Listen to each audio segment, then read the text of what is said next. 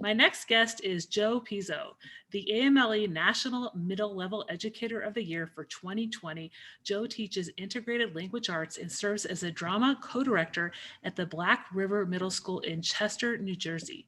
A veteran middle school teacher of 47 years and an adjunct professor formerly with Union County College and the College of St. Elizabeth, Joe has been with the Centenary University since 1992. He has also been previously named the new NJCTE and NJAMLE Educator of the Year.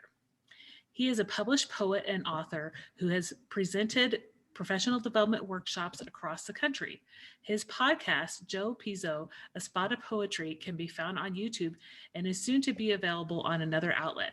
A former president of NJCTE, a board member of NJCTE, NJAMLE, and NJ Schools to Watch, the NCTE historian, a member of the NJ Autism think tank, an instructor and tutor at the Edison UN Learning Center. Joe is a Boy Scout Merit Badge counselor and a lector and usher at St. Mary's of Czechoslovakia Częstochowa. Parish. Welcome to the podcast, Joe. Thank you so much for having me, Dana. I appreciate you giving me this time. Well, tell me about a time when you were in the trenches and managed to crawl out. I really have had a wide range of experiences throughout my career. I think one of the biggest surprises was actually being honored as the AMLE Educator of the Year. Getting ready to head into my 47th year, I received a phone call that said, I have some news for you. And I said, okay.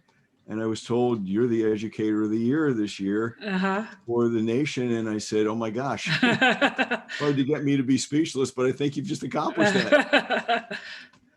And I really love what I do. So I think being in the trenches is where I want to be. Yeah. And when I come out of the trenches, I come with my students. We go outside the classroom. We don't do things that are just textbook oriented. I'm not a big believer in worksheets, never have been. I think they're fine for skill practice, but that's a very limited application. When one sends a child to school, a parent, a guardian hopes that the teacher is going to see the good in that child. And that's what I try to do. I try to find where's that little button to push? Where's that switch that I can flip? I write a lot of emails home if a child's not doing well. And I tell moms and dads, your child needs to do this or that, or is missing this or that. How can I be of help?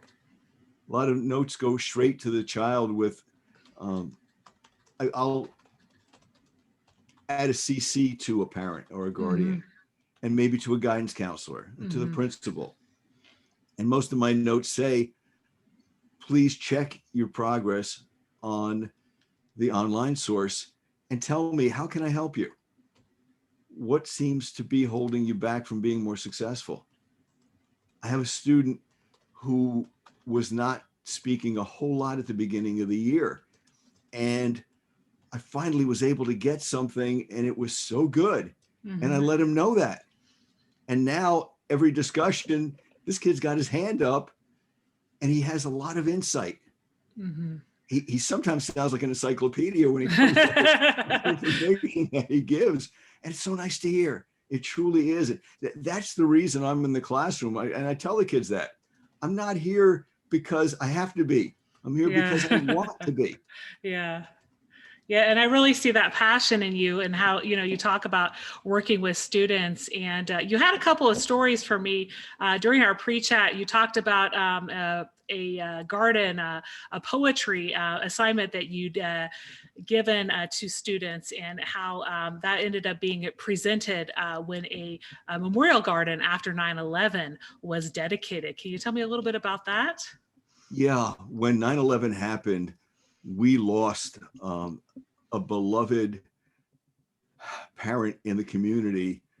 He's a Port Authority patrolman, and he was in rescuing and saving lives.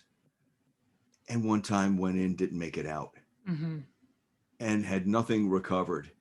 We talked about heroes in class. And then I said to the kids, well, who are our heroes? Just to have heroes and have it as a term, but not do anything with it makes no sense. So who do we have as our heroes? And we listed some, and we came up with Mr. Greg John Froner, the gentleman who was lost at 9/11. And I said to the kids, maybe this would be a good time to do something in his honor. What do you think? And they said, well, yeah, that sounds like a good idea. So we met a committee of 7 students, my principal when he could make it, my vice principal when he could make it, a guidance counselor when she could make it, and the widow. We all met on a Thursday at lunch. Kids would go get their lunch. I would either inhale a quick lunch or just eat my lunch later. And we would talk about what can we do. And I had one student who sort of took the lead in all this and helped to design a garden. We said we'd like to have a memorial garden because gardens represent life and they represent growth.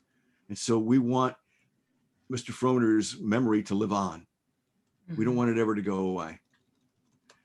She went out and found a landscaper, and she got the landscaper to donate his time, his material, and his men's time to come to a local park, and we constructed a garden in Mr. Froner's memory. While we were doing all the planning, the kids wanted to schedule this for Father's Day. And we said, well, Father's Day may not be a good time because it's going to be difficult for the family. We also have a problem with people having other commitments on Father's Day. So, and it's a Sunday, that's a day of worship. Why don't we try for Saturday? They said, oh, okay, Saturday's fine. We helped to build the garden over a 2-week period. And while we were meeting next to the last week, I said to the kids, we need a poem. In this whole program, we have about a 2-hour program here. We need to have a poem, something that pays tribute, that dedicates. And they said, yeah, okay. I said, who'd like to write a poem? And the room is silent. And I'm looking at them and saying, come on, we need a poem. He said, well, can you do one? Yeah, but this is a kid program. I want to do you guys, this is your tribute. I'm going to MC the thing. I'll just keep it moving, but this is really yours. No one wanted to do one. I remembered a year before, I had a youngster who was a tremendous, tremendous poet, but he was an artist, and artists aren't always the smoothest students in the world. And this was John. He would slump in his chair. He would sometimes fall out of his chair. His leg would look like it was up around his neck somewhere. But his poetry was incredible. Oh, could that young man write? He was in 8th grade now, and their lunches are different, and I couldn't have him come to the meeting. So I thought, I see him in the hallways. Let me see if I can grab him. So a Thursday or a Friday before that final week of preparation for the program, I see John walking down the hall. And I never referred to him as John. I called him Poetry Man. Yeah. And I said, hey, Poetry Man. He says, what? I said, can I ask you a question? Okay. Would you do something for me? I don't know. All right, let me ask you then specifically. We're having this program for Mr. Froner, and that we lost him in 9/11. We'd like to pay tribute. We want to have a poem, and I don't know any better poet in this building than you. Would you consider writing a poem for us? I don't know. Well, would you just think about it? Okay. He says, all right, I'll think about it. Good, thank you. And I send him off. Well, the weekend goes by, and now we're in that last week prior to the program.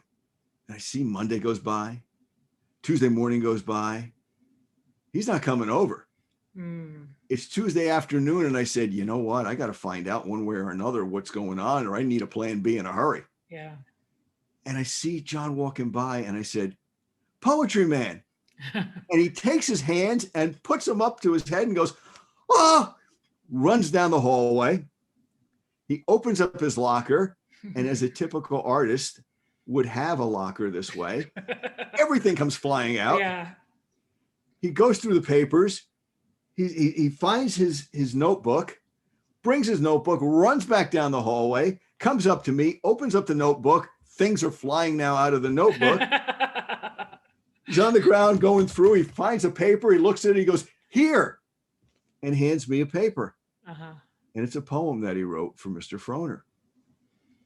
And I'm almost in tears as I'm reading this. And I said, "This is wonderful. This is terrific, John. Thank you. Would you come to our meeting? Before we head out, I'll get you permission. Mm-hmm. Come to our meeting, our last meeting of preparation." Okay. Well, he comes to the meeting, and we're going through everything, all our plans. And I said, "Would you want to read this that day?" Mm-hmm. "I don't know." "All right, I'll tell you what. I don't want to put any pressure on you. So here's what we'll do. Either you go ahead and read the poem on your own. When you're getting up there and I introduce you, if you find that you can't do it, I'll stay up there until I know you're comfortable. Mm-hmm. If you can't do it, just hand me the poem.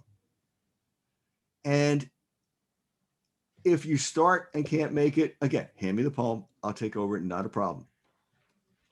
All right.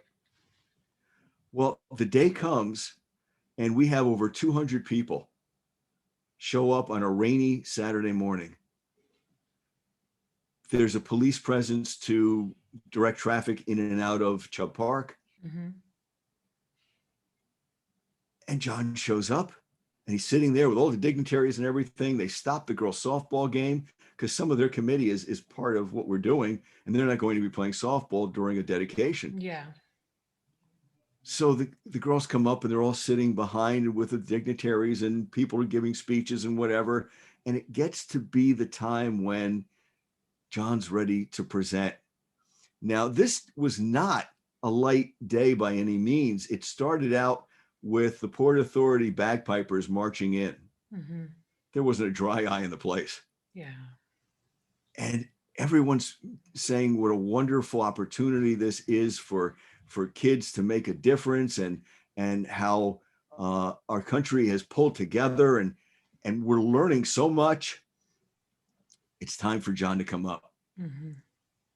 So I'm thinking, okay, stay ready. You don't know where this is going to go. So the speaker who was up there at the podium leaves. I start to stand up and I walk over to the podium. John's not moving. And I said, "Excuse me, our next speaker is a young man who has written a wonderful poem. Mm-hmm. And this is in tribute to Mr. Froner." And as I turn around and ask him, "Are you ready?" he buzzes right by me. Yeah. Goes up to the podium, puts his poem on the podium. And I thought, okay, I guess he's ready. So I went and sat down. He gave this poem and there was not a dry eye in the entire place. There were over 200 people in tears. I'm fighting back tears. He finishes, takes his paper, returns to a seat and sits down. Mm-hmm. I look over and Mrs. Froner, the Froner family, the Murphy family, they're all crying. And I'm thinking, okay, I can't just continue the program on. I have to do something. I have to say something. Mm-hmm. But what do you say at this point? So I gathered my papers together and I said, "Pardon me for just a moment, if you would. I just need a moment to gather myself and then we'll continue the program." And I waited a few seconds and saw that people were starting to calm back down. And I said, "Thank you very much for your patience. I appreciate that," and continue the program. Mm-hmm. When we finished, there was nothing but praise for John's poem. There was a reception afterwards, and I went to the reception, stayed right to the end because I wanted to show that I really do care. Mm-hmm. And Mrs. Froner stopped me on the way out and she said, "Joe, I want to thank you." I said, "Well, I just basically steered the bus." Yeah. It was the kids who did everything. They did the organizing. They got the landscaper. We went to the town meeting and they got the variances and you name it. I was just the guy who was kind of facilitating. Mm-hmm. She said, yeah, but you don't understand what this means to us. I said, well, I'm sure it's very important. She said, no, I've got to tell you, we don't have one piece of anything from my husband. Nothing was recovered. We don't have a piece of his uniform. We don't have a badge. We don't have a belt buckle. We have nothing, a shoelace, nothing. She said, by building this garden, Hugh and the kids have given us a place to mourn. Mm-hmm. We have a place now we can go. We can sit on the benches. We can see the flags. We can walk up and thank you. And I'm fighting tears back this whole time. And I'm remembering back to the morning when we arrived to start the program and the landscaper's truck is there. Well, we're there about an hour and a half, 2 hours before the program starts. He's there like 7 a.m. And we're thinking, what's he doing there now? Everything looks beautiful. He's got flags all the way up the hand-laid sidewalk and the garden is perfect and the benches are all perfect. And our vice principal said, I'll go over and check. Mm-hmm. So he goes over and he comes back and he says to us, you're not going to believe this. I said, what do you mean? He said, now the landscaper's going home. Why is he leaving now? We haven't started the program yet. He said, no, you don't understand. He was here all night. I said, excuse me? He said, yeah, he was here all night. He knew all the work that you guys put in to make this happen. He didn't want anything going wrong. He didn't want anyone coming in and vandalizing or thinking as a joke that they would do something and ruin the day for the whole town. So he slept in his truck at night. Now he's going home and he's going to go to bed. I said, oh my gosh, how amazing is that? And that impact, I know I still carry it with me. And I can tell you that all the students do as well. And the one student who was the kind of spearheading everything for us, she now lives out in Colorado, kind of close to your heart, I know. And we had a tree dedicated. They have the freedom trees that they made. They grew from the cuttings of the trees that survived. And Mrs. Froner was able to get one of these freedom trees, and it was planted last year and dedicated. The young lady, Yana, flew back from Colorado to be there on the day that this was dedicated. That's a lesson that I learned about the power of students and the power of taking an activity and moving it outside the classroom. I was overwhelmed. Yeah, and that really just goes to show, like, that many years later, that student, it had such an impact on her, and how you're able to retell this story and how it had such an impact on the community, this project that the students put together, right? I mean, that's so inspiring to hear. And I wanted to point out something you wrote in an AMLE article. You were said that student engagement is promoted through meaningful experience, particularly those that honor each student's culture and understanding of the world. So how have you found success during the pandemic in engaging your students in the remote or hybrid environment? Honestly, the only thing I think that's different is the delivery. Mm-hmm. My vision is the same.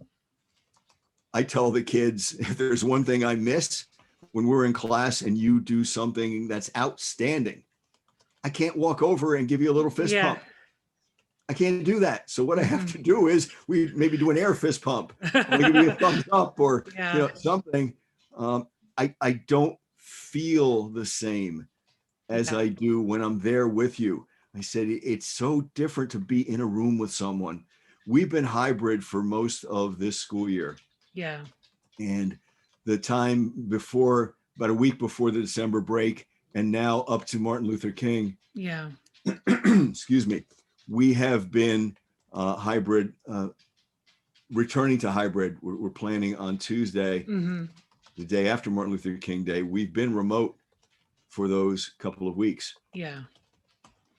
But I think as long as you address the kids' needs and you see that everybody has an opinion, everybody has a purpose. I just wrote an email to a mom and I thanked her for the way she's raised her young man to be an out of the box thinker and how he contributes so much. It was hard for me at first to pull his interest level out. But once I was able to do that, this kid is as bright as anybody. Yeah. And he's smiling, he's beaming now. He's coming to class ready to go, hand up. Yeah, I'm set. And I think the whole thing is that he's found that there's a secure place to be. And that's the thing. My mentor, Dr. Joe Burns, always said to me, the me I see is the me I'll be. And it's so true. And he said, you cannot have competence unless you first have competence. I'm sorry, confidence. You have to lead with the confidence. Once you have the confidence, you have competence. There's no problem. Well, it goes along. That doesn't work. I'm sorry. Oh, it's fine.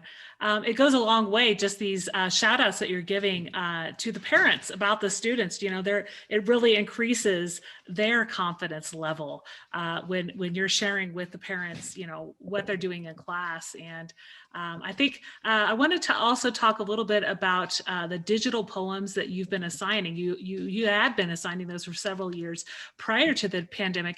How have you experienced student engagement has increased in writing these, if you compare those to the paper assignments? And you also told me in the pre-chat a little bit about the story with Yana. Yana was the young lady who flew back and helped us out, but Gianna is the other. Excuse me. Gianna wrote an amazing poem. And I always have the kids read as our first story since we're in 7th grade. We read Gary Soto, who wrote 7th grade. And he writes about an experience that every male who has been a 7th grader at one time or another has experienced. There's a young lady whom you like, and you're trying to impress. And the harder you try, the more difficult it becomes to impress that young lady because your brain and your mouth disconnect. One goes in one direction, the other goes in another direction. And the story we're reading is about this young man who wants to impress the lovely Teresa. And Victor cannot find a way to impress the lovely Teresa. Every time he tries something goes wrong, he purposely stalls in homeroom. He's sitting there with his down. There's nobody else in the room, but he wants to accidentally on purpose run into her so he can say something. And he sees that she finally finishes talking to the teacher and he tries to leave at the same time. And she says, "Hi, Victor." Now he could have said anything. "Hi, Teresa. How was your summer? How are you doing?" He says, "Yeah, that's me." And feels like, oh, geez, I blew that. He goes to French class and he wants to impress Teresa. And the teacher says, "Does anyone here speak French?" And Victor raises his hand up. And so the teacher says, "Parlez-vous français?" And he doesn't know what to do. So the teacher says again, "Parlez-vous français?" And he makes up something like, "Oh, oui, Gigi, in September." Your nose, he has no clue. Yeah. He messes up in English class as well and embarrasses himself. But Teresa actually likes him and it ends up okay. And so he finds that, gee, maybe this is going to be a good year after all. And I would use that story as a lead in so we could write about what our first day was like. Did you drive in or did you come in on the bus? We don't have walk. That's not an option. Did you come into the 7th grade wing and already know where your classroom is? And are you familiar with it? Did you have classes in here last year or is it different? What did it sound like when you walked in? Who did you see that you hadn't seen from the year before? What did your homeroom look like when you went in? Well, this year we didn't have any of that. Yeah. We were hybrid, so only a certain number of kids came in. And the ride was different if you took a bus ride. You're in a mask now. You don't have a locker. You have to carry everything with Yeah. you. It is a dramatic difference. We have hand sanitizer in the room. We have paper towels in the room. And we have some of the students at home on a screen and some of the students sitting with us. Yeah. So that whole thing changed. And I said, we're going to do a different poem this year. You're going to talk about whether you were home or here on the first day. What it was like going through your first day of classes. What were some of the challenges if you were here or if you were home? And finally, put in there as well, what things do you miss? And then the last part of the poem, tell me, what are your plans going forth? What are you absolutely hoping to do when someone finally says to you, you know what? You can have your locker back. You know what? You can all eat together at lunch. You know what? You don't have to wear these masks. You know what? 6 feet distance. No, we don't have to do that. Yeah. And one thing that middle schoolers will always do is hug. Yeah. You can't do any of that now. Adults can't do it. We can't even shake hands. And so we wrote some poetry, and Jonna wrote this unbelievable poem. And I said, I saw something come through, and I took the poem and I wrote a blog about the whole experience of how this assignment has changed and how the pandemic has changed my teaching style, how I had to make some adjustments and adapt.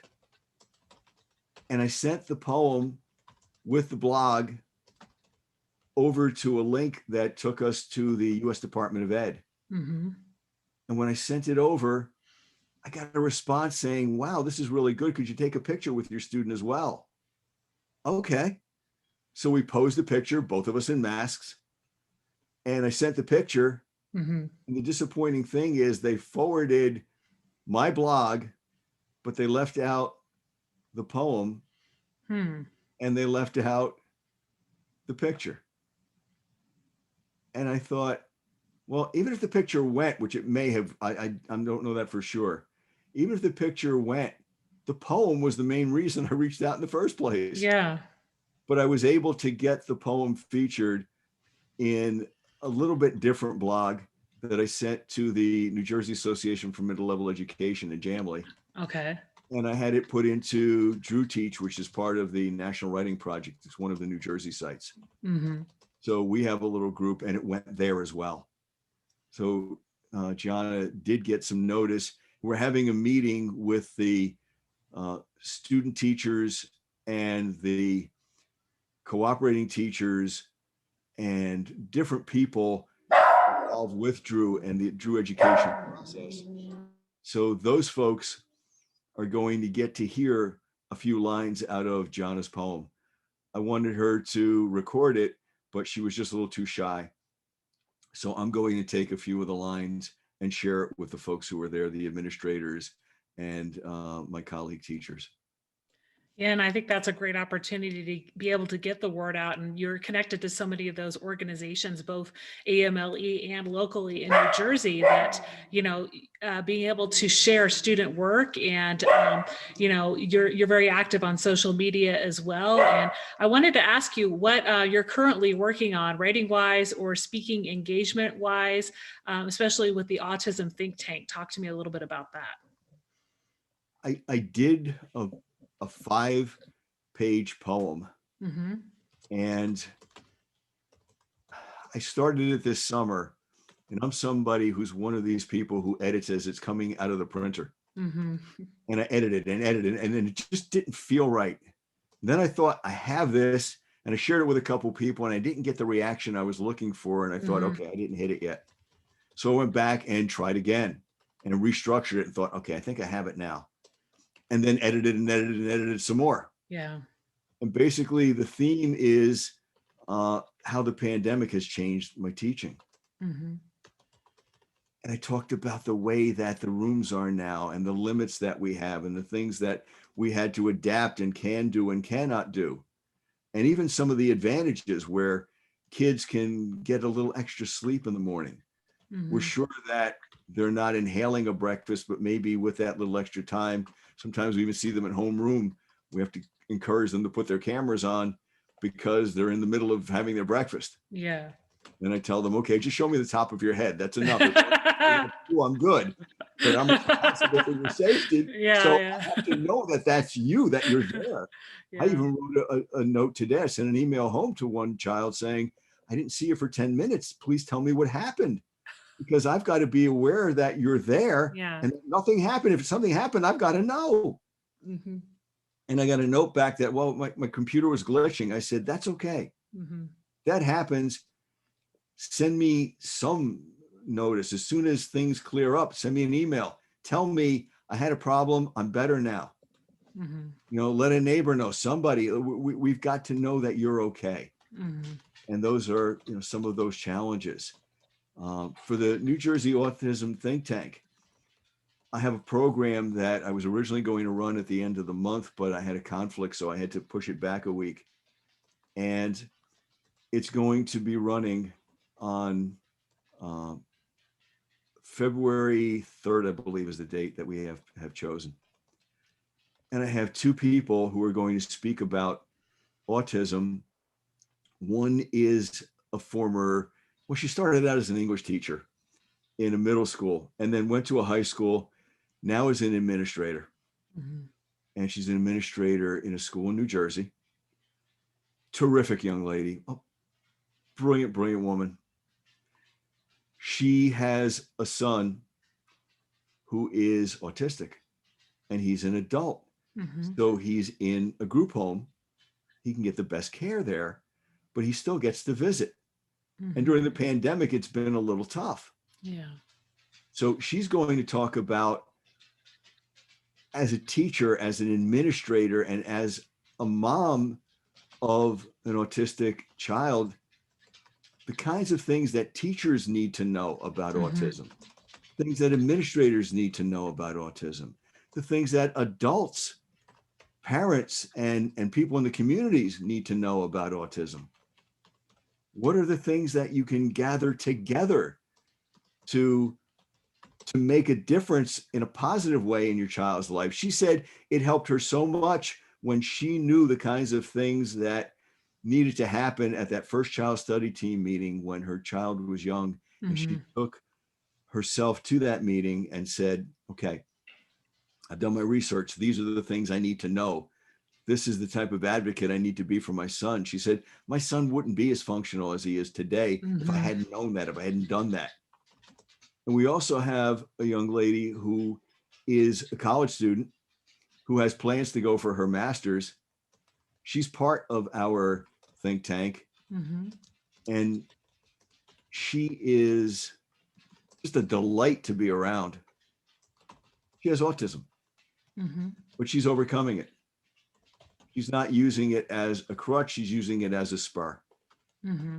And one of the things that uh, Michelle, this young lady, inspires in me is to see how upbeat she is. She Mm-hmm. does keynote speeches. Wow.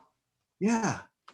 Mary Beth, our um, administrator on the panel, she is an incredible lady, loves poetry, which touches my heart. And she is an advocate to the point where she serves on the board of the Eden Autism Foundation. And she's involved every year in the annual event that they have, Mm-hmm. which actually is a free event. They opened up the event this year to anyone who wants to come in. There are still ways to make donations and do things on behalf. But we had a conversation the other day about getting ready for this event. Mm-hmm. And the one thing I said to Mary Beth is, what I've been able to learn, and I knew nothing going into a lot of this other than the little bit that I get at child study team meetings. Mm-hmm. And I said, I found that my observation of people with autism is that they just have a different set of wheels going on inside their brain, that Mm-hmm. they have a different way of framing something, a different way of focusing on something, and a different way of processing it. But the heart in those folks who are dealing with autism is the same as you find in the ones dealing with anyone on the spectrum, Yeah. anyone with Down syndrome, anyone who is challenged. Yeah. They seem to rise to it, and for some unknown reason, the heart connects even more. And they're the ones giving the comfort.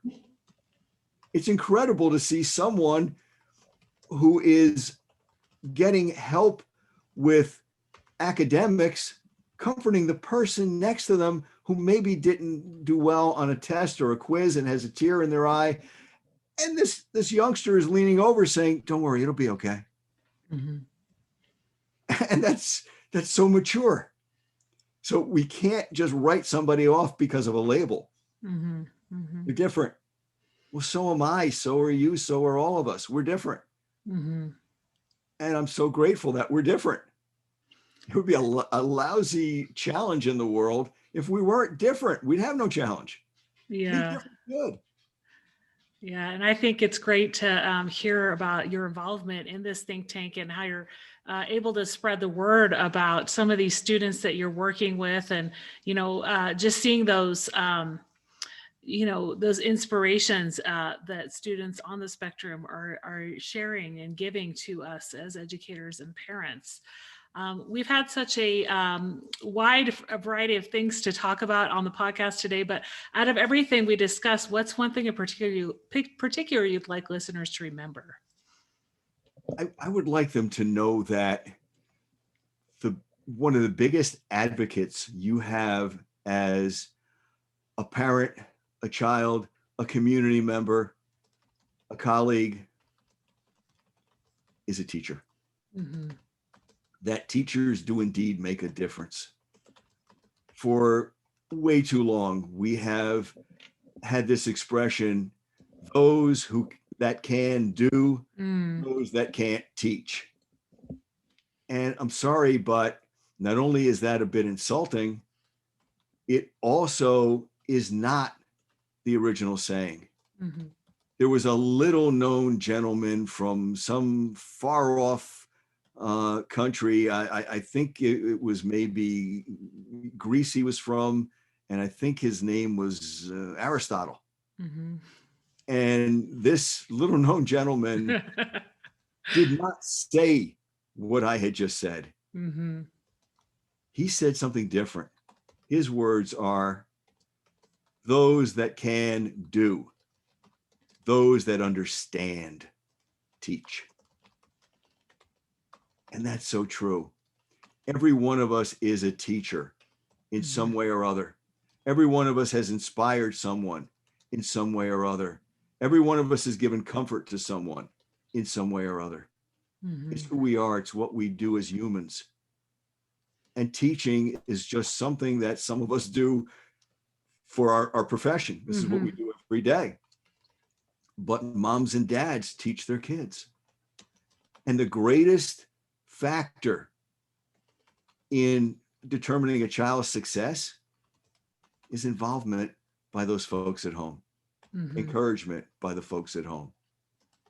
If you involve yourself in your child's education, if you support your child, if you tell your child, yes, it's nice to get A's, but you know what? You're not going to get A's all the time. Mm-hmm. What you are going to get is the opportunity to give your best effort.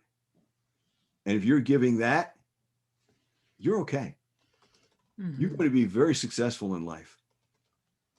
And if you don't take advantage of others, but you take advantage of the offers, the reasonable offers, the productive offers that people make to you, and you reach your hand out to help others, then you don't multiply the goodness mathematically, you multiply it geometrically.